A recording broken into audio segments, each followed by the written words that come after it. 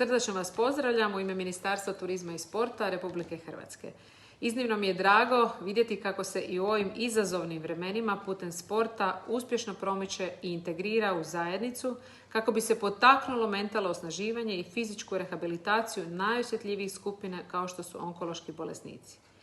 Nacionalni strateški okvir protiv raka, koji je dobio podršku Vlade Republike Hrvatske, navodi sport i tjelesnu aktivnost kao važan element u prevenciji i preživljavanju raka. U vrijeme kada Europa traži načine za otpornost i oporavak, za zdravlju i produktivniju budućnost novih generacija, osobito mi je drago što je u projektu Heroic iskorišten potencijal karatea kao sportske discipline kako bi povezivao stručnjake, ohrabrio naše građane i motivirao da ih se herojski bore sa izazovima svakodnevnice.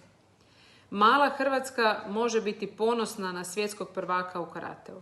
To pokazuje kako smo nacija sa izraženim sportskim duhom i liderskim karakterom, te da takvu borbenost i zajedništvo trebamo demonstrirati u realizaciji nacionalnog strateškog okvira protiv raka, ali i savladavanju posljedica COVID-19.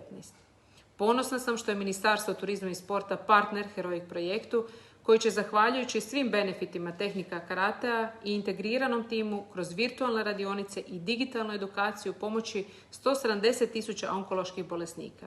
Za to će iskoristiti sve prednosti digitalne transformacije, izvrsnost naših stručnjaka te mentalni stav i predanost vrhunskih sportaša i karatista koji znaju što je svakodnevna borba i odricanje.